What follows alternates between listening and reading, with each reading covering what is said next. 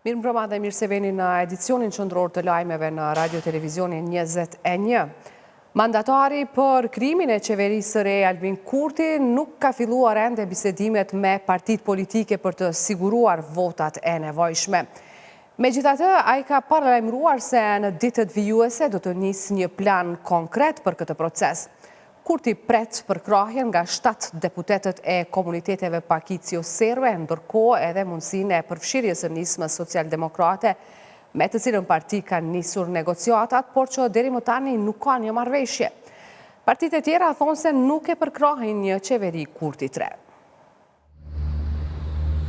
Pavarësisht se afati kushtetues prej 15 ditësh për formimin e qeverisë së re po i rrjedh. Kryetari vetëvendosjes Albin Kurti nuk ka filluar ende bisedimet me subjektet politike për të siguruar numrat e nevojshëm për formimin e qeverisë së re. Kurti ende është duke u marrë me çështjet e zgjedhjeve lokale dhe me numrat që ka marrë në komuna.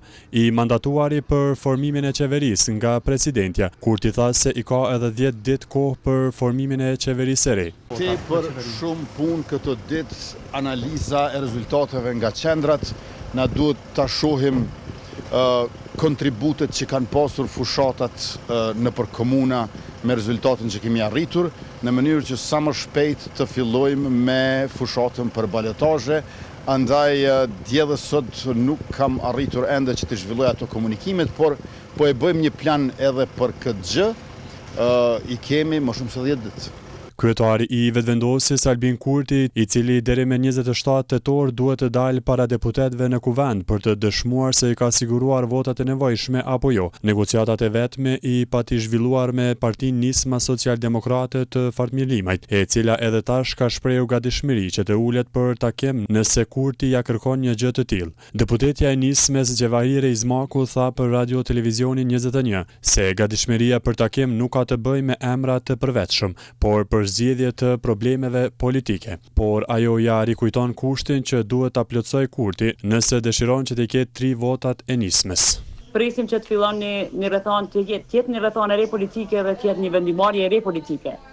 Në raport edhe me krijimin e institucioneve dhe themelimin e konstituimit e kuvendit. Po ju keni pa që edhe për kuvendin ne kemi pas deklarime, edhe kemi pas një vot kundër realisht për faktin që kemi menduar që me skandalin që ndodhi me punimin shkencor të zotit Basha, nuk është personi i duhur që të udhëheqë kuvendin, mirë po ka mundësi që të bëhen zgjidhje tjera, pra të jep dorëheqje dhe të ofrohet një alternativë më e mirë për udhëheqje të institucionit më të lartë të ligjvënës. Pra kishin me të vërtetë krenari për vendin me udhëheq kuvendin një personalitet, një figurë si zoti Limaj. Për formimin e qeverisë së re, Kurtit i duhen së paku 61 vota dhe partitë parlamentare kanë rezervat e tyre. Në PDK gjatë ditës thanë se nuk kanë ende një qendrim nëse do të pranojnë të takohen me Kurtin, por janë kundër një qeverie Kurti 3, për shkak siç thonë qeverisja e i ka sjell dëme të mëdha vendit. Ndërkohë në LDK kanë qëndruar në pozicionin e tyre që prej disa muajsh kur thanë se duan qeveritë e përkohshme, ndërsa AAK-ja sërish e ka prezantuar qëndrimin e saj se nuk bën asnjë koalicion me lëvizjen vetëvendosje. Ne kemi thonë që zbojmë, jemi për qeverim ish partive opozitare, për ndrysh vendet le të shkojnë në zgjedhje. Jo, nuk pranojmë të jemi pjesë e qeverisë Albin Kurti 3. Për shkak të performancës së keqe, për shkak të sanksioneve nga Shtetet e Bashkuara të Amerikës, për shkak të sanksionet nga Bashkimi Evropian. Partnerja e koalicionit të Kurtit, kryetaria e Alternativës Mimoza Kusari, preferon që vendi të shkojë në zgjedhje të jashtëzakonshme në mungesë të besimit të ndërsjell midis partive politike. Nuk mbetet asnjë zgjidhje tjetër përveç se zgjedhjet. Dhe jam e bindur tashmë që nuk do të mund të ketë kredibilitet të mjaftueshëm që partitë pas gjithë kësaj periudhe kohore të ulen dhe të fillojnë të diskutojnë për ndonjë marrëveshje. Nëse Kurti nuk arrin që të i sigurojë votat për formimin e qeverisë brenda afatit kushtetues prej 15 ditësh, radha i lëshohet një shumicë tjetër parlamentare, të cilën e mandaton presidentja Osmani për qeverinë e re. Por në mungesë të një konsensusi politik, shumica e partive politike parlamentare preferojnë që të mbahen zgjedhje të jashtëzakonshme në fillim të muajit dhjetor. Ndërkohë, procesi i numrimit të votave për zgjedhjet komunale të së dielës gjatë ditës u përcoll me telashe në cilësinë e internetit, i cili problem u sanua tek pasdite. Më pas nisi numrimi i votave në Prishtinë, Podujev e Klokot. Zëdhënësi i Komisionit Qendror të Zgjedhjeve Valmir Elezi në konferencën për gazetar përcolli informacionet nga komunat e ndryshme, sipas të cilave ka vazhduar procesi i parapar në të gjitha qendrat komunale të numërimit. Pas ditën e sotme, procesi ka përfunduar në 3 prej tyre, në Junik, në Mamush dhe në Zveçan, ndërkaq në Hanin e Elezit është mbyllur të hënën në mbrëmje. Deri në orën 16 të ditës së martë janë verifikuar rezultatet për 550 vendvotime nga zgjedhjet për kryetarë të komunave dhe rezultatet për subjektet politike nga zgjedhjet për kuvende komunale nga 334 vendvotime. Nga pokaq vendvotime, pra 334, janë numëruar votat e kandidatëve nga zgjedhjet për kuvendet komunale. Në orën 16 ka filluar numërimi edhe në 3 qendrat të numërimit në Prishtinë, Podujev dhe në Klokot. Procesi është duke zhvilluar në të gjitha qendrat komunale të numërimit, së fundmi ka filluar do të thot edhe në komunën e Prishtinës, Podujeves dhe Klokotit. Elezi po ashtu theksoi se në qendrat komunale të numërimit zhvillohen 3 aktivitete njëkohësisht: verifikimi i rezultateve nga zgjedhjet për kryetar të komunave, rezultatet e subjekteve politike nga zgjedhjet për kuvende komunale dhe numërimi i votave të kandidatëve për antar të kuvendeve komunale. Prokuroria themelore në Mitrovicën e Jugut ka thënë se është duke grumbulluar informata për dyshimet se ka pasur keq përdorim të votave në lagjën Shqipol. Zëdhënësi i prokurorisë Valon Preteni nuk ka dhënë detaje të tjera përveç se është urdhëruar policia që të nisë grumbullimin e informatave. Ndryshe, Mitrovica është një prej qyteteve me garën më të ngushtë në zgjedhjet lokale, ku Arjanit Tahiri PDK-s doli i pari për pak vota ndaj Faton Pecit të vetëvendosjes, gjë që nxiti reagimin e palëve pas exit polleve të publikuara para përfundimit të procesit zgjedhor në këtë komunë. Kryeministri në detyrë Albin Kurti kërkoi hetim ndaj kompanive që kanë kryer këto exit polle.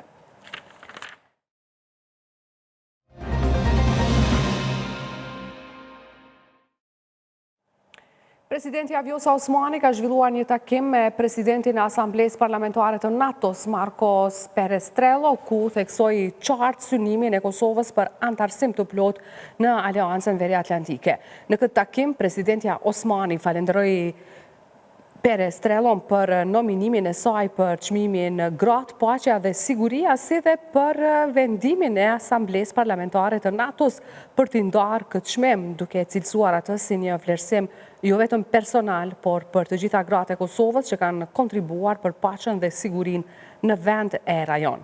Gjatë takimit u diskutua edhe për rolin në rritje të Kosovës në Asamblenë Parlamentare të NATO-s, veçanërisht pas vendimit të fundit për avancimin e statusit të Kosovës në antare të asociuar. Presidentja e cilësoi këtë hap si teje domethënës për konsolidimin e pozitës ndërkombëtare të vendit dhe për shpejtimin e integrimeve euroatlantike.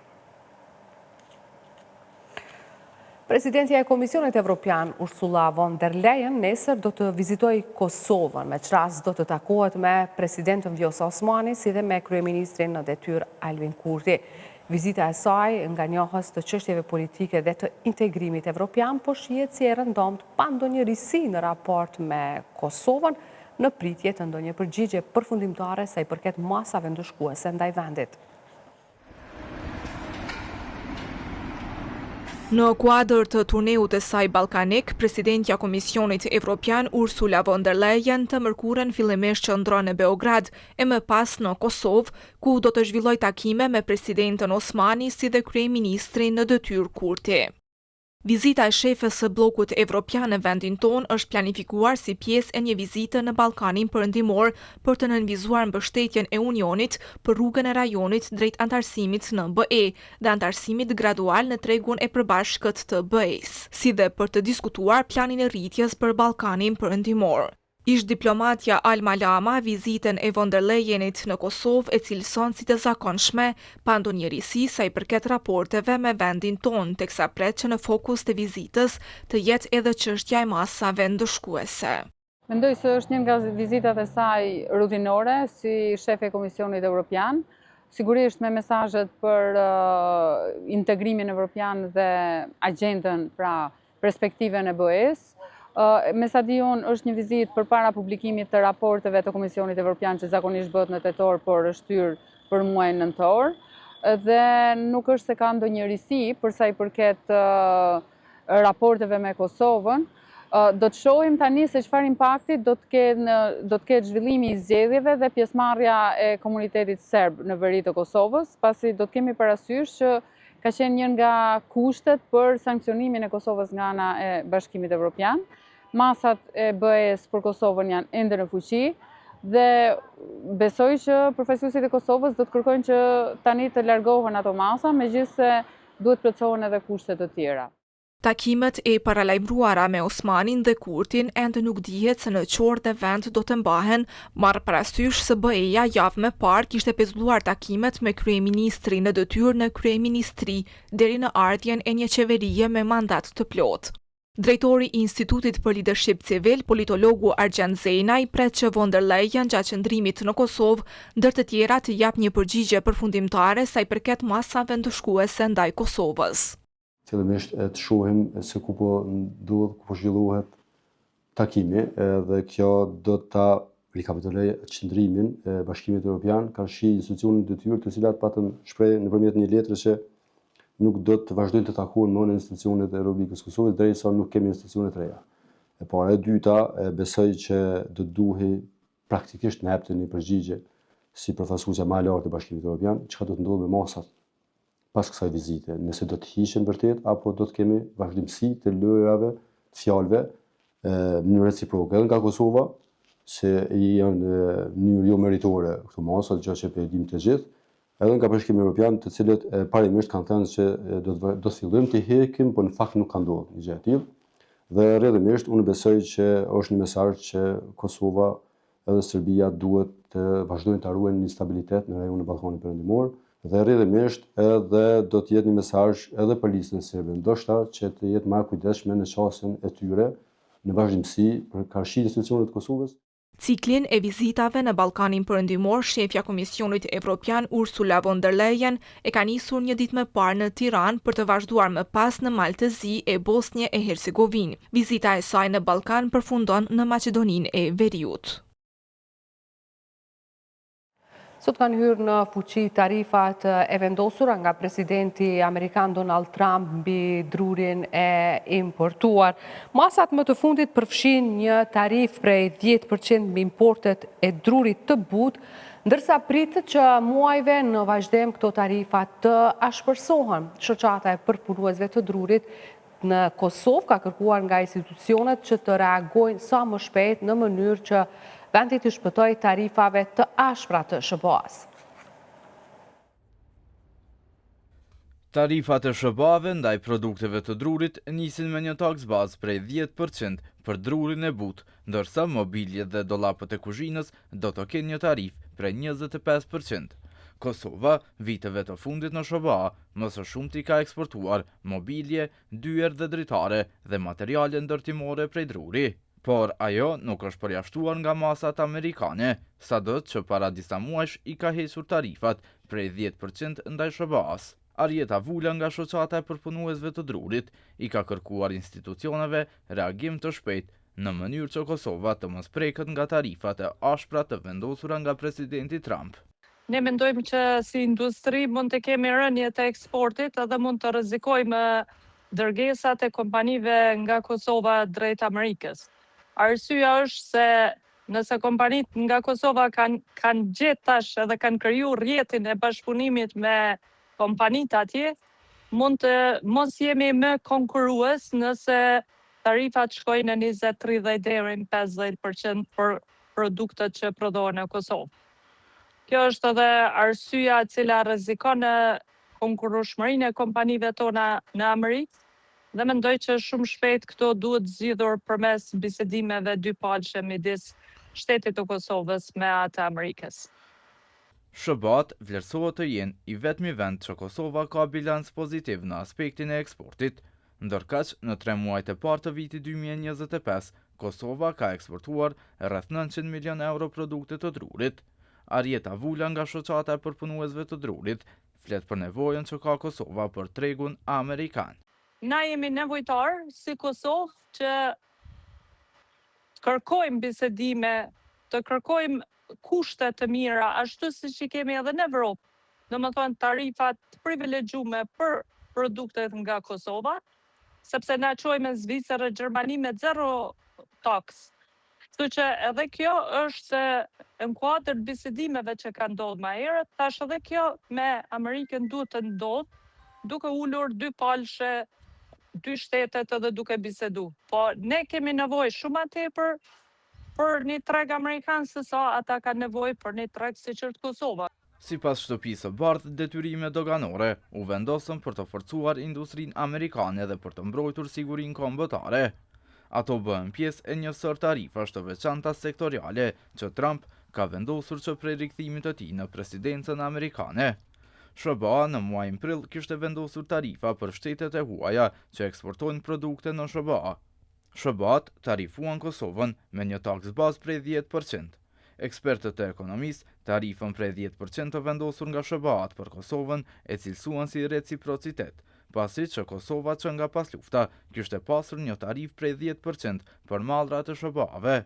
Në muajin gusht, institucionet në Kosovë vendosën që të heqin një anshëm tarifën prej 10% ndaj mallrave të SBA-ve, veprim ky i cili u cilësua si i vënshëm. Kështu nga tani e tutje të gjitha produktet me origjinë nga SBA-t do të kenë tarif 0%. Vazhdojmë edicionin me materialet të tjera. 60 autobus do të nisën nga Kosova për në Tiranë, ku më 17 tetor pritë të mbahet protesta gjithkombëtare organizuar nga veteranët e luftës kundër padrejtësisë ndaj ish-krerëve të UÇK-s në gjykatën speciale në Hagë. Veteranët thanë se kanë marrë mbështetje të madhe për këtë protestë. Protesta që do të bëjë thirrje për drejtësinë ndaj ish-krerëve të UÇK-s që po mbahen në Hagë, ka marrë mbështetjen e madhe të qytetarëve, por edhe të institucioneve të Shqipërisë, kështu ka treguar kryetari OVL UÇK-s Hysni Gucati në konferencën për media. Ne kemi gjetur mbështetje shumë të madhe nga qytetarët e Shqipërisë, nga institucionet e shtetit shqiptar, por vetëm nga qeveria. Protesta ka karakter gjithmonë jo kundër gjykatës, jo kundër drejtësisë, po kundër padrejtësisë e cila po ndodh në Den Haag tash e 5 vite. Ai shtoi se protestës janë bashkuar edhe PDK e AK, ndërsa fjalën para protestuesve do ta kenë ish-presidenti shqiptar Alfred Mojseu dhe kryetari i PDI-s Ali Ahmeti. Kosovë ka ndalë mbështetje partia politike, shumica partive, PDK, AK dhe kryetari i Prishtinës për parem Roma. Ne kemi mbështetje të madhe nga qytetarë, kjo është me rëndësi, sidomos nga qytetarët e Kosovës, Shqipërisë, Maqedonisë, Malit, Zi dhe Preshevë, Medveçë dhe Bujanovc. E kemi të konfirmuar se kryeministri Edi Rama do të merr pjesë në protestë. Jemi të pritë sot apo nesër në lajmën për fjalim. Nuk besoj se do të na refuzon fjalimin të paktën. Kemë varë për agenda vtinë. Ai njoftoi se mbështetje për protestën kanë dhënë edhe grupet e tifozëve në Shqipëri dhe se interesimi i qytetarëve është i madh. Na kanë dhënë mbështetje edhe tifozët kuqezi në Shqipëri.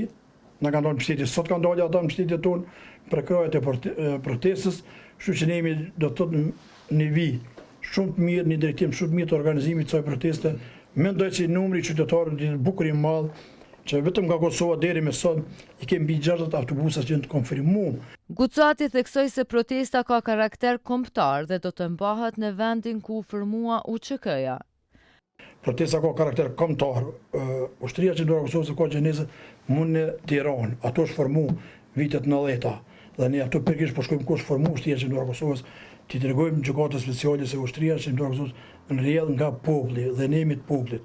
Pa mbështetjen e qytetarëve shqiptar, ne sot nuk kishim mujt të punojmë, veprojmë apo të bëjmë luftën që njerë për gjithmonë t'i thojmë stop hërdhive qetnike serbe dhe të largohen nga Kosovë. Protesta do të mbahet me 17 tetor 2025 në orën 17 në sheshin Skënderbej. Është anuluar seanca gjyqësore në rastin ku Nagib Krasniqi akuzohet për korrupsion. Kryetari i trupit gjykues Arben Hoti tha se dëshmitari Skender Muçolli e ka njoftuar gjykatën themelore në Prishtinë se nuk mund të paraqitet për shkaqe shëndetësore. Më 3 korrik 2025, Nagib Krasniqi është deklaruar i pafajshëm lidhur me akuzat për keqpërdorim të detyrës zyrtare në nisje të gjykimit për akt akuzën e parë ndaj tij. Prokuroria speciale pretendon se Krasniqi ja mundsoi kompanisë slovene Holding Slovenske Elektrane që të tregtojë energji pa pasur licencë në Kosovë, duke i shkaktuar dëm shtetit prej rreth 3.2 milion eurosh. Kryetari i trupit gjykues Erben Hoti tha se dëshmitari Skënder Muqolli e ka njoftuar gjykatën themelore në Prishtinë se nuk mund të paraqitet për shkaqe shëndetësore. Ka dërguar një email sqarues në lidhje me paraqitjen e tij, mirë po mungesë deri te momenti në rast se fillon me dokumentacion e sot. Kjo i mirë përmbon të themi se njëti është sërinë, po në se të pashtë të nësënë në shqiptinë gjithë. Po ashtu gjykata për komprimimin e kësaj atomi ka telefonuar dëshmitarin të njëjtën gjë ka pohuar vetëm në telefon. Konstatoj se nuk janë plotësuar parakushtet për krijimit të shkrimit gjyqësor. Gjykata merr vendim shkrimin gjyqësor shkryhet. Ndërsa dëshmitarin Skënder Muqolli do të vendoset më vonë, varësisht nëse njëti arsyetohet mungesë për një dokumentacion gjyqësor. Në të kundërtën, lajtërimi do të shkojë përvojës për sjellje në detyrim përmes policisë së Kosovës. Aktakuza e ngarkon Krasniqin se pak ditë pasi që e ka marrë detyrën e kryeshefit të Kekut, ja ka mundsuar kompanisë Holding Slovenske Elektrane tregtimin e rrymës në Kosovë në kundërshtim me ligjin për energjinë elektrike dhe atë për zyrën e rregullatorit.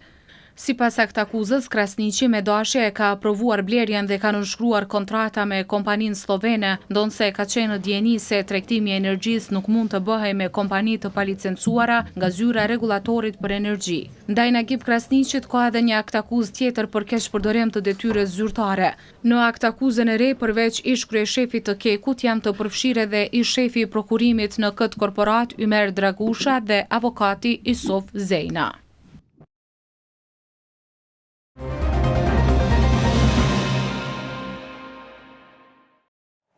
Prindrit e disa nxënësve në Prishtinë kanë protestuar para shkollës Zenel Hajdini me kërkesën për kthimin e fëmijëve të tyre në shkollën Asim Vokshi, ku më parë kanë vijuar mësimin. Prindrit e fëmijëve në Kodrën e Trimave në Prishtinë protestuan për zhvendosjen e nxënësve në shkollën fillore Zenel Hajdini. Sipas tyre, vendimi është marrë pa konsultim me ta dhe se rruga drejt shkollës së re është tepër e rrezikshme për fëmijët. Përfaqësuesja e prindërve Njomza Berisha Poçani tha se prindrit janë të pakënaqur me transferimin e bërë, pasi sipas saj nuk janë të përmbushur kushtet për mësim tërditor dhe janë anashkaluar gjatë procesit vendimarrës. Kemi bërë një peticion me rreth 200 nënshkrimet prindërve të shkollës Asim Vokshi, që kemi shpreh pakënaqësinë tonë për transferin që është bërë fëmijëve tonë prej shkollës Asim Vokshi në shkollën Zenel Hajdini, me premtimin që ka mbajtur mësimi tërditor. Nuk janë plotësuar kushtet për mësim tërditor, edhe mësimi tërditor nuk ka filluar.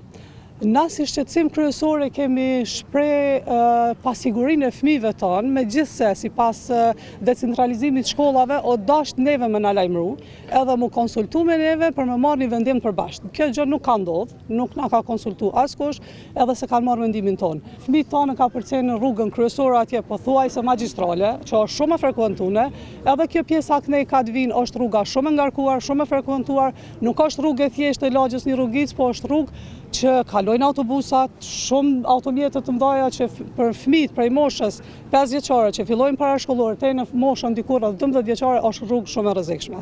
Edhe ne kemi dalë me një kërkesë që nuk jemi kundër proceseve që ndodhen nëpër shkolla, nëse nëpër krejt shkollat ka ndodhur mësimi tërditor, le të bëhet edhe për ne, po le të bëhet në shkollën tonë për shkaqe të sigurisë. Florem Zejnullahu tha se shqetësimi i tyre kryesor është siguria e fëmijëve për shkak të rrugës së ngarkuar. Shqetësimi jonë kryesor është distanca e madhe edhe siguria, pasi që rruga cilën e përshkruajnë fëmijët është e ndamen përmes magjistrales Prishtinë Podojeve, e cila është rruga ose magjistralja më e ngarkuar në Prishtinë. Para disa ditësh është bërë një aksident, është aksidentuar një fëmijë shkel prej kerrit dhe në të ardhmen e kemi problem dhe kemi shqetësim shumë të madh. Komplet shkolla Asim Vokshi është do thotë është bardh këtu. Edhe Arta Isufi tha se vendodhja e re e shkollës po shkakton vështirësi familjeve. Me detyru thjesht dikën me ardhë me marrë, na kanë ndrodhe neve jeta komplet. E ka mami pensionera, ajo shumë e vjetër për me marrë fëmijën, nuk e di a mon arrindi këto, do të mi kalu disa rrugë. Përfaqësuesit e prindërve thanë se edhe nëse bëhet sinjalizimi i rrugës, nuk do të ishte zgjidhja e duhur për situatë, me që rruga që ndajnë fëmijët nga shkolla është e ngarkuar dhe e rrezikshme. Dita ndërkombëtare e gruas rurale ishte shkas që 45 agrobizneset të udhëhequra nga gratë të ekspozojnë produktet e tyre bujqësore. Panajiri organizuar në kuadër të projektit Fuqizimi i grave dhe komuniteteve që jetojnë në viset rurale të Kosovës, bëri bashk 45 agrobizneset të udhëhequra nga gratë. Kështu shënua edhe dita ndërkombëtare e gruas rurale. Gjëja më e mirë që ekziston për të ngritur një femën ose për të përkrahur një femën është këtu panajire që bëhen nëpër Kosovë, pa marrë parasysh ku apo në cilën komunë, se e kemi pa pagesë, është një mbështetje që bëhet shumë e mirë për gratë. Gjithmonë panajiri ka rëndësinë e vetë, e ka fjalën e vetë, e ka grumbullimin, jemi në prezent këtu në sheshin e Prishtinës. Them drejtën, kësaj here ka marrë pjesë, veç të vij si model për disa gratë që kanë startu tani. Dita ndërkombëtare e gruas rurale ishte një nga arsyet që 45 agrobizneset të udhëhequra nga gratë po ekspozojnë produktet e tyre bujqësore në panajirin e organizuar nga Eco Koso Woman. Kjo organizat dhe një nga drejtueset e saj, Daniela Qoqa, bëri thirrje për të mbështetur e frymzuar gratë rurale në Kosovë. Asnjë organizat nuk ishte ekzistu pa këto gra. Kur s'keni me kënd e realizoni, kur s'keni ku ja jepni fondet, atëherë është e kot. Pra, unë çdo herë them, po faleminderit donatorëve që i përkrahin projektet, mirë po edhe projektet nuk ishin qenë suksesshme pa këto gra tona punëtore. Përveç agrobizneseve në hapje të pranishëm ishin edhe përfaqësues të Ministrisë së Bujqësisë, Komunës së Prishtinës si dhe donator e përfaqësues të shoqatave të ndryshme që veprojnë në Kosovë, e të cilët premtuan mbështetje të projekteve dhe iniciativave për fuqizim të grave. Qeveria e Republikës Kosovës, Ministria e Bujqësisë e konsideron thelbësor rolin e grave në shoqëri, jo vetëm si parim moral dhe ekonomik, po si një bazament për zhvillim të qëndrueshëm sociokulturor, ekonomik, ambiental e gjitha tjera. Komuna e Prishtinës brenda kapacitetit të saj buxhetore gjatë gjithë kohës ka bërë përpjekje maksimale për përkrahjen e grave, sidomos të grave në zona rurale, në përmirësimin e kushteve të tyre të jetës, edhe sidomos kjo përkrahje është bërë pra në formë të grandeve, projekteve të ndryshme, por edhe në formë të pagesave direkte. Dita ndërkombëtare e grave rurale është për ju që njihni tokën më mirë se kushdo dhe që ktheni çdo sfidë në mundësi edhe ndryshim. Unë përfaqësoj UN Women që është agjencioni i Kombeve të Bashkuara në Kosovë dhe puna jonë ka të bëjë jo vetëm me mbështetjen drejt për drejt të juve, por po ashtu të ndihmojmë gjithashtu edhe institucionet.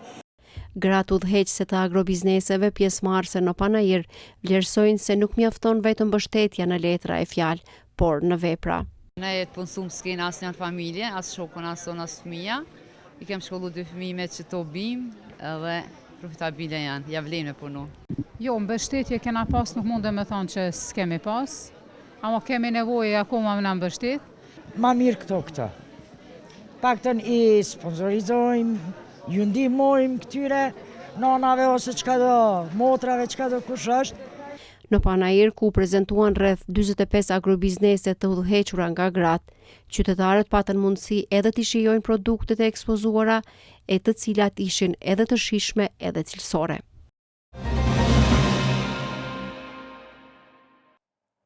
Ka nisur punën organizata për menaxhim kolektiv Kosova Music Rights Society, e cila do të sigurojë zbatimin e plotë të ligjit për të drejtat e autorit.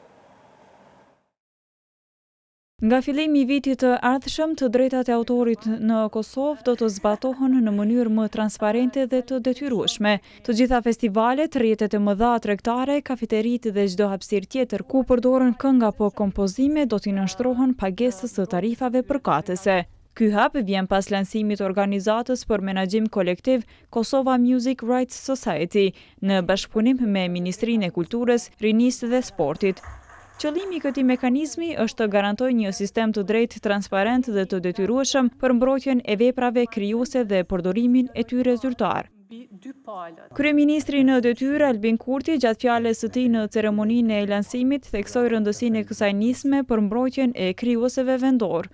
Po shënojmë një hap që shkon përtej muzikës, sepse në thelb të kësaj nisme të krijimit të Kosova Music Rights Society, apo akronimi KMRS, dhe punës që i pret përpara, qëndron një ide më e madhe.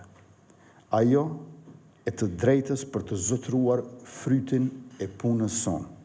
Ndërsa sekretari i përgjithshëm i Ministrisë së Kulturës, Bislim Bislimi, e cilësoi këtë moment si një hap vendimtar në mbrojtjen e të drejtave të autorit dhe të drejtave të përafërta. Kjo shënon një moment të rëndësishëm, madje do të thoja një hap vendimtar drejt mbrojtjes së të drejtave të krijuesve tanë, forcimit të themeleve të infrastrukturës së sistemit ligjor e institucional për zhvillimin tonë sociokulturor e ekonomik. Kryetare e organizatës për menaxhim kolektiv Kosova Music Rights Society, Kaltrina Mehmeti, tha se kjo është një mundësi reale që kompozitorët dhe artistët të marrin vlerësimin që meritojnë për punën e tyre. Ideja ka qenë të krijohet një institucion i cili centralizon veprat, do të thotë ekziston një institucion shtetëror, tashmë që ka Kosova, ku regjistruan të gjithë artistët, veprat e tyre dhe institucionin në fjalë, duke i pasur mandatet e artistëve vet, i autorizon, i deklaron, do të thotë koncertet, festivalet dhe në shkëmbim të kësaj subjektet ekonomike kryejnë detyrimet e tyre financiare. Gjatë ngjarjes u mbajt edhe një panel diskutimi mes artistësh dhe juristësh. Ata e mirëpritën themelimin e Kosova Music Rights Society duke e quajtur shtëpi të re për mbrojtjen dhe përfaqësimin e krijuesve. Më në fund edhe estrada, edhe artistat ta kenë një shtëpi e cila do të mbrojë edhe do ta kenë mbrojtjen e gjithë atyre që e bojnë këtë punë, sepse pirateria ka qenë prezente, siç e dim, me vitet tëra në Kosovë. Mendoj që ky rrugtim është vica ka filluar, është rrugtim i gjatë, është proces, ne duhemi mi besu si proces mas pari, pastaj me prit me kur fryte prej këtij procesi. Lansimi i organizatës Kosova Music Rights Society u bë 174 vjet pas themelimit të organizatës së parë muzikore për mbrojtjen e të drejtave të autorit në Francë. Në Muzeun Shtëpia Studio Agolli në Tiranë u ekspozuan dorëshkrimet e shkrimtarit Dritro Agolli. Këto dorëshkrime në muze i dorëzoi e bija e shkrimtarit. Këto janë dorëshkrimet origjinale të Dritro Agollit gjatë procesit krijues të romanit Shkëlqimi dhe rënia e shokut Zylo, një prej veprave më të fuqishme satirike të kohës. Për herë të parë, publiku do të mund të shohë nga afër faqet ku lindi kjo vepër satirike, e cila duket se guxoi shumë për kohën. Midis rreshtave të shkruar me laps, me fshirje, korrigjime dhe shënime anësore, Driteroi zbulohet si njeriu që kërkon për fjalën e drejtë, që qesh me dhimbjen dhe që përkthen absurditetin e realitetit në art. Kapitujt në dorëshkrim të Shkëlqimit dhe rënia e shokut Zylo, aty është mrekullia e kaligrafisë së shkrimtarit, por është dhe mrekullia e procesit krijues të shkrimtarit. Janë disa dokumentacione që tregojnë se si punon shkrimtari, veçanërisht ditari i 1171-shit që është në Kongo, është treguesi i asaj që vazhdimisht e kemi thënë, Shkëlqimi dhe rënia e shokut Zylo, kur u botua, nuk u botuai plot. Janë pikërisht ato kapituj të cilat pas 90-s do të botohen dhe libri Shkëlqimi dhe rënia e shokut Zylo do të botohet i plot. Por janë pikërisht të dokumente që tregojnë se vërtet vepra është botuar e cunguar në fillim. Në ekspozit gjenden edhe bloqet e shënimeve ku nis gjeneza e romanit, revista Hosteni e vitit 1972, që e botoi për herë të parë letërkëmbime origjinale e deri tek objektet personale të shkrimtarit që sjellin më afër njeriun me veprën. Për drejtoreshën e këtij institucioni, këto dorëshkrime janë si një dritare në mendjen e tij krijuese, ku Zyloja merr frymë për herë të parë jo thjesht si personazh, por si metafore një kohe që nuk është mbyllur kurrë plotësisht. Kemi sjell shumë letër këmbime që kanë lidhje me posaçërisht këtë vepër themelore të letërsisë shqipe dhe shumë të rëndësishme në krijimtarinë e Dritë Roagollit, por e kemi pasuruar muzeun dhe me dokumente të tjera origjinale dhe me objekte shumë të veçanta dhe domethënëse. Kemi marrë disa edicione shumë speciale të shkëlqimit dhe rënies së shokut Zylo, duke filluar nga revista Osteni, ku ka filluar të botohet për herë të parë, pastaj rilindja dhe disa votime të tjera. Dhurimi i këtyre dokumenteve origjinale u bë nga e bija e Dritërorit, Elona Agolli, duke e kthyer muzeun në një vend ku kujtesa merr frymë dhe vepra e Dritërorit vazhdon të jetësohet edhe sot.